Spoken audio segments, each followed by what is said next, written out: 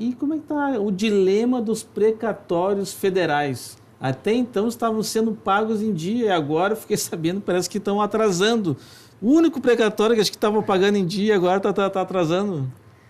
É verdade, isso foi muito triste, Amanda, João, e é muito, muito triste que a gente viveu com a PEC dos precatórios. Eu tive pessoalmente envolvido e outros colegas da advocacia aqui do Rio Grande do Sul e do Brasil, tentando impedir que a PEC 23, que se tornou a PEC dos precatórios, passasse da forma como ela foi proposta. Algumas modificações nós conseguimos em reunião com o relator, mas passou a PEC dos precatórios que haveria, então, essa limitação do pagamento de precatórios federais ao que foi pago em 2016, mais correção monetária, ou seja, o que passasse disso não poderia ser pago, então era uma espécie de calote, né?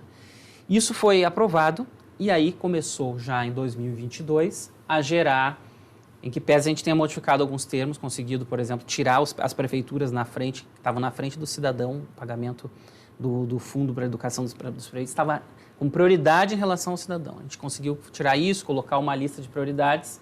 Então, parabéns pela essa importante conquista, né? Obrigado, a gente lutou muito, mas não conseguimos impedir o principal do texto. E aí, já em 2022, nós sentimos no TRF4, 48,1% apenas dos precatórios pagos. E agora, entra no ano de 2023, nós temos como preferência 52% dos precatórios que não foram pagos no ano passado, mais os precatórios que estavam preferenciais previstos para este ano. Então, uma bola de neve está se formando. É triste o que houve em relação aos precatórios e a gente está tentando agora, com Idas e Brasília, tentar ver se consegue alguma forma de travar essa escalada da bola de neve. Perfeito, então. Doutor, então, sobre este ano, a previsão é piorar ou melhorar? Resumindo. A previsão é piorar, porque nós temos os antigos que não foram pagos, mas nós temos também as prioridades desse ano. Idosos, doenças graves, depois precatórios alimentares, precatórios de mais baixo valor. Isso se soma com os que não foram pagos, que são prioritários do ano passado, e isso tudo vai se somar também com o que não for pago no ano que vem. Então, a previsão, e não temos previsão do pagamento este ano. Ainda não sabemos quando vão ser pagos, né? Estamos observando, vendo o que o CNJ, inclusive estamos oficiando o CJF e o CNJ para ver uma previsão de qual percentual vai ser pago e quando vai ser pago. Bom, então, esse julgamento do Conselho de Justiça Federal é sobre essa questão tem relação com dessa lei aí do... Sim, porque o que aconteceu ano passado? A gente já tinha um pagamento a menor dos precatórios, mas também o Conselho da Justiça Federal interpretou o seguinte, que o advogado que junta o contrato de honorários no processo, ele é um outro credor que não tem preferência.